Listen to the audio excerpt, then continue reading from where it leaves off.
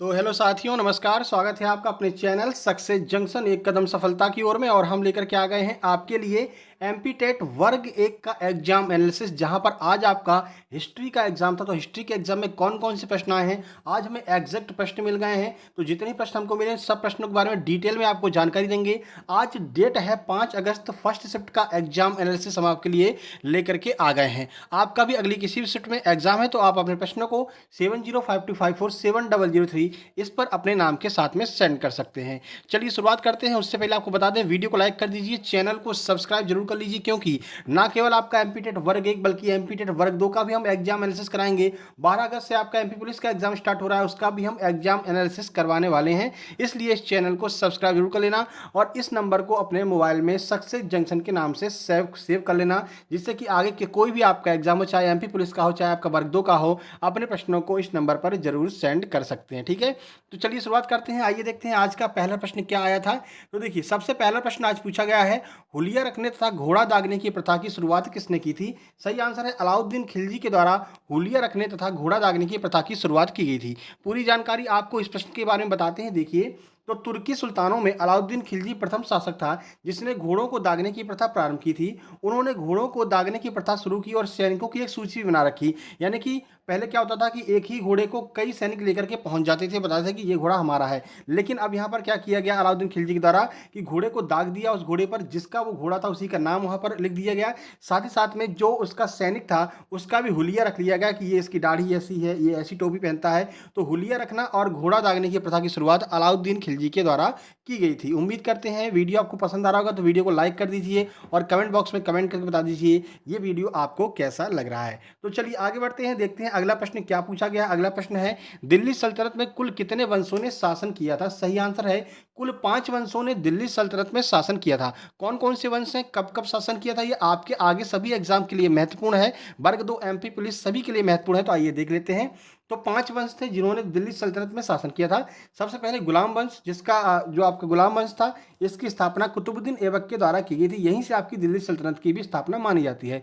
गुलाम वंश 1206 से 1290 तक। उसके बाद खिलजी वंश 1290 से 1320 तक। फिर तुगलक वंश 1320 से 1414 तक। फिर सैयद वंश 1414 से 1451 तक। उसके बाद में अंतिम था लोधी वंश 1451 से 1526 तक। 1526 में बाबर ने इब्राहिम लोधी को हरा करके मुगल वंश की स्थापना कर दी और जो आपका सल्तनत वंश था इसकी समाप्ति कर दी थी। ठीक है, चलिए आगे बढ़ते हैं।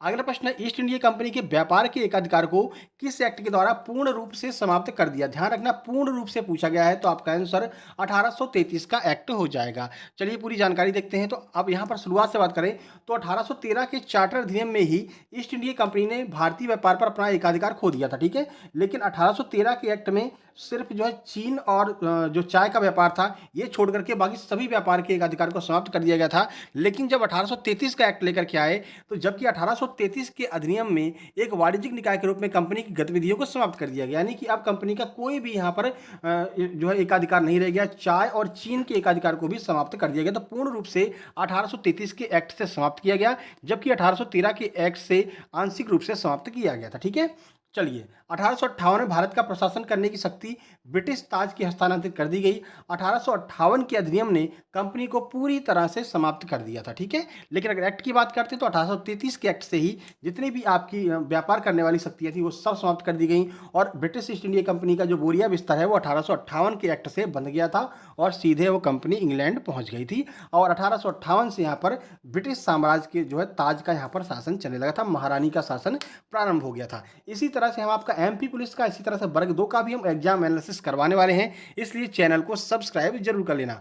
अगला प्रश्न है, किस अधिनियम के द्वारा कार्यकारिणी समिति में 4 सदस्यों को शामिल किया गया था। सही आंसर हो जाएगा 1773 के एक्ट के द्वारा ब्रिटिश कार्यकारिणी परिषद में 4 सदस्यों को शामिल किया गया था। देखिए, तो बंगाल में प्रशासन गवर्नर जनरल और 4 सदस्यों वाली एक परिषद द्वारा चलाया जाना था। इसकी घोषणा 1773 के एक्ट में की गई थी। और एक और महत्वपूर्ण घोषणा की गई थी कि वारेन हेस्टिंग्स को बंगाल का पहला गवर्नर जनरल बनाया जाएगा। ये भी 1773 के एक्ट के द्वारा ही बताया गया था। ठीक है, चलिए आगे बढ़ते हैं। अगला प्रश्न है, किस अधिनियम को शाही अधिनियम कहा जाता है। तो 1833 का जो चार्टर एक्ट है इसे शाही अधिनियम भी कहा जाता है। ठीक है, देखिए अगर आपका 1833 और 1858 दिया गया है तो आप 1858 लगाएंगे, अगर 1858 नहीं दिया है तो आप 1833 को ही सही आंसर मानेंगे। ठीक है, देखिए तो 1833 के चार्टर अधिनियम ने बंगाल के गवर्नर जनरल के पदनाम को भारत के गवर्नर जनरल में बदल दिया। इसे 1833 का सेंट हेलेना अधिनियम भी कहते हैं। याद रखना, सेंट हेलेना अधिनियम किसे कहते हैं, तो 1833 के एक्ट को ही सेंट हेलेना अधिनियम कहते हैं। इस अधिनियम को 28 अगस्त 1833 को शाही स्वीकृति मिली थी, इसलिए इसे शाही एक्ट भी कहा जाता है। ठीक है, अंत तक बने रहना। लास्ट में आपको बताएंगे कि आज के टॉप 5 स्कोरर कितने रहे, कितने कितने नंबर टॉप 5 स्कोर में मिले हैं। देखिए, हाइडेस्पीस का युद्ध कब हुआ था, तो 326 ईसा पूर्व में हाइडेस्पीस का युद्ध हुआ था। इसे झेलम या बितस्ता का युद्ध भी कहते हैं। चलिए इस युद्ध के बारे में पूरी जानकारी आपको दे दें, देख लीजिए। तो 326 ईसा पूर्व में सिकंदर महान ने हाइडेस्पीस के युद्ध में राजा पोरस का सामना किया, जिसे झेलम की लड़ाई के रूप में भी जाना जाता है। यह भारत के पंजाब क्षेत्र, जैसे आधुनिक पंजाब पाकिस्तान में झेलम नदी, जो प्राचीन यूनानियों के द्वारा इसे हाइडेस्पीस कहा जाता है, इसके तट पर हुआ था। ठीक है, तो झेलम नदी को ही हाइडेस्पीस कहा जाता था, इसी के तट पर यह युद्ध हुआ था। ग्रीक विजय हुई, यानी कि जो सिकंदर था वो जीत गया, और पोरस के आत्मसमर्पण के साथ में ही यह युद्ध समाप्त हो गया था। हालांकि पोरस के पूरे साम्राज्य को जो है सिकंदर ने लौटा दिया था। बाद में पोरस जो है सिकंदर का मित्र बन गया था। ठीक है, आगे बढ़ते हैं। संत तुकाराम किसके समकालीन थे, सही आंसर हो जाएगा शिवाजी। अब यहाँ पर कंफ्यूज करने वाला प्रश्न क्या आएगा, एक है संत तुकाराम और एक है भक्त तुकाराम। तो जो भक्त तुकाराम थे वो जहांगीर के समकालीन थे, जबकि जो संत तुकाराम थे वो शिवाजी के समकालीन थे। ये दोनों कन्फ्यूजन आपको याद रखना, जिससे आप बाद में कन्फ्यूज ना हो। तो तुकाराम 17वीं सदी के हिंदू कवि और महाराष्ट्र में भक्ति आंदोलन के संत थे। उन्होंने महाराष्ट्र में तुकोबा राय, तुकोबा के नाम से भी जाना जाता है, और ये शिवाजी के समकालीन थे। ये आपको याद रखना है। शिवाजी से 2 से 3 प्रश्न आज पूछे गए हैं। आगे बढ़ते हैं, अगला प्रश्न, अकबर ने जजिया कर को कब समाप्त कर दिया था। अब यहाँ पर आज जो है कन्फ्यूजन देखने को मिला है। 1564 आपका सही आंसर होगा, लेकिन 1564 आपका ऑप्शन में नहीं दिया था, 1562 दिया गया था, ऐसा बताया गया। ठीक है, चलिए पूरी जानकारी आपको देते हैं। तो जजिया कर का विरोध सबसे पहले ब्राह्मणों ने किया। उन्होंने कहा कि हम हिंदू नहीं हैं, ये विदेशी लोगों के द्वारा दिया गया शब्द है। ठीक है, हम केवल सनातनी हैं। बाद में जाकर के अकबर ने 1564 ईस्वी में जजिया कर को समाप्त कर दिया, लेकिन 1575 में पुनः लगा दिया गया। इसके बाद 1579-80 में इसे पुनः समाप्त कर दिया गया। हालांकि औरंगजेब ने 1679 में 100 साल बाद लगभग इसको पुनः लगा दिया था। अब आपको ये देखना था, अगर 1564 वहाँ पर नहीं दिया है, क्या आपको ऑप्शन में 1579 और 80 दिया गया था। अगर आपको ऑप्शन में 1579-80 दिया गया था तो ये आपको आंसर मानना पड़ेगा।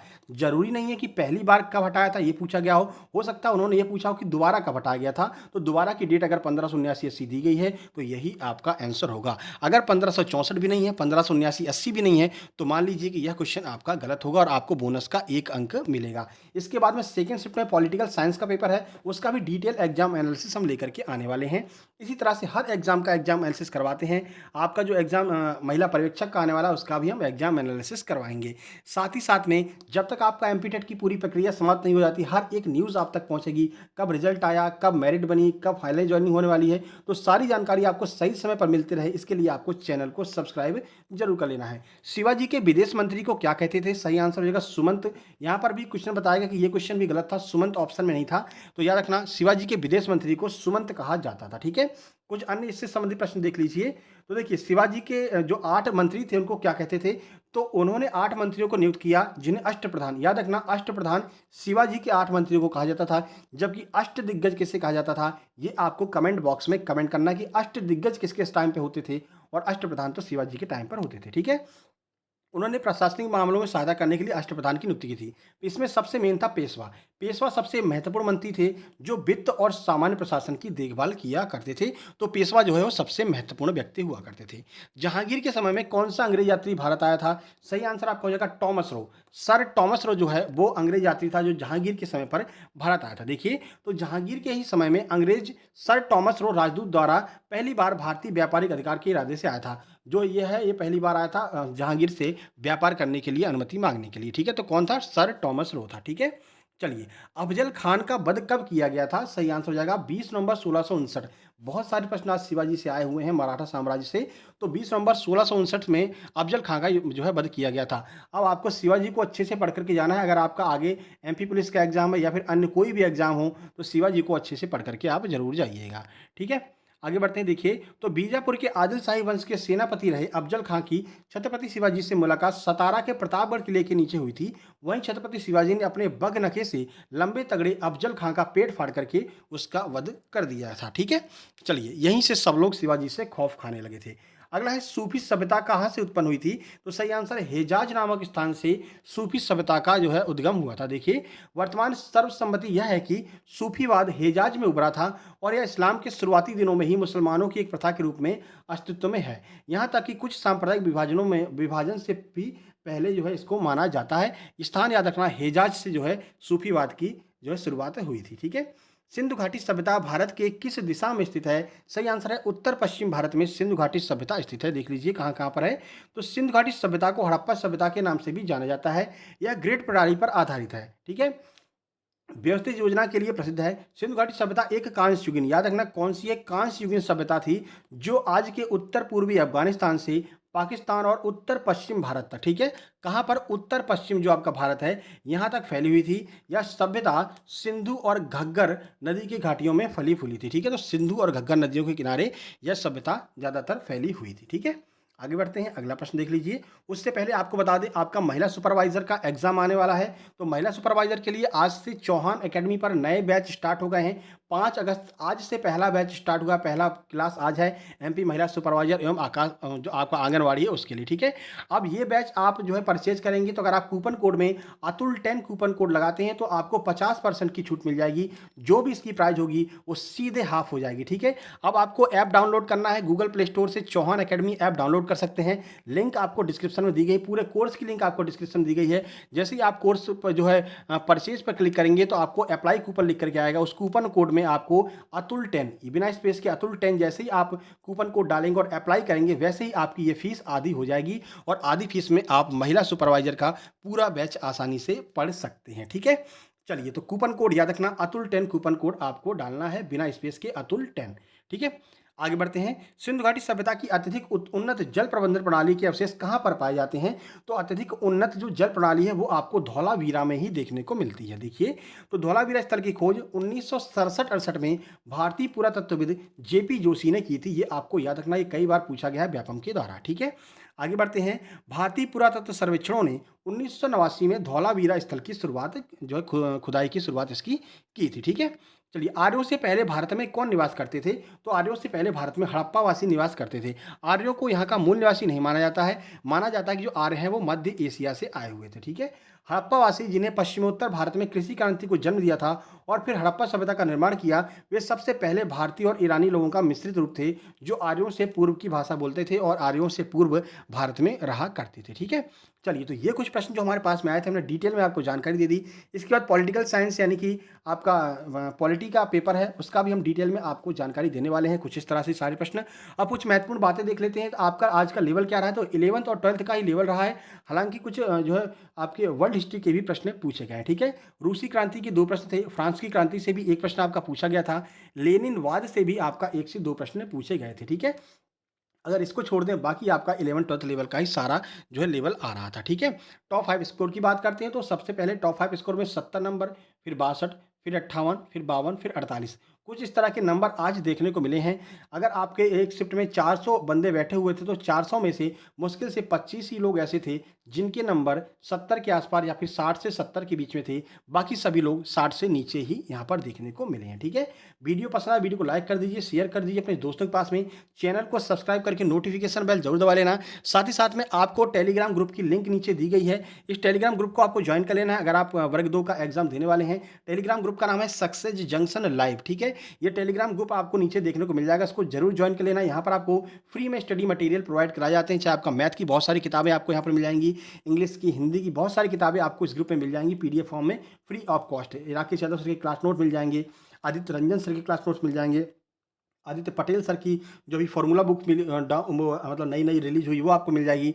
इंग्लिश की बहुत सारी किताबें आपको इस ग्रुप में मिल जाएगी, डॉक्यूमेंट सेक्शन में आपको मिल जाएगा। लेकिन ये सुविधा केवल और केवल सक्सेस जंक्शन के सब्सक्राइबर्स के लिए ही उपलब्ध है। तो पहले आप चैनल को सब्सक्राइब कीजिए, उसके बाद में नीचे लिंक दी गई है उस लिंक पर जाकर के क्लिक कीजिए और सीधे आप पहुँच जाएंगे टेलीग्राम में, और टेलीग्राम में जाकर के आप इस ग्रुप को ज्वाइन कर लीजिए। ठीक है, इसके अलावा इसकी PDF जो हमने वीडियो बनाई है उसकी PDF success junction Telegram group पर मिल जाएगी, जिसकी लिंक भी नीचे दी गई है, वहाँ से आप PDF भी डाउनलोड कर सकते हैं। ठीक है, चलिए जल्द ही मिलते हैं एक नए वीडियो के साथ में, जिसमें हम पॉलिटिकल साइंस यानी कि राजनीति विज्ञान की आपकी जो है वीडियो का एनालिसिस करवाने वाले हैं सेकंड शिफ्ट के एग्जाम का। तब तक के लिए नमस्कार, धन्यवाद। सबके पास में शेयर कर दीजिए। हर एक एग्जाम का हम एग्जाम एनालिसिस इसी तरह से करवाने वाले हैं। धन्यवाद।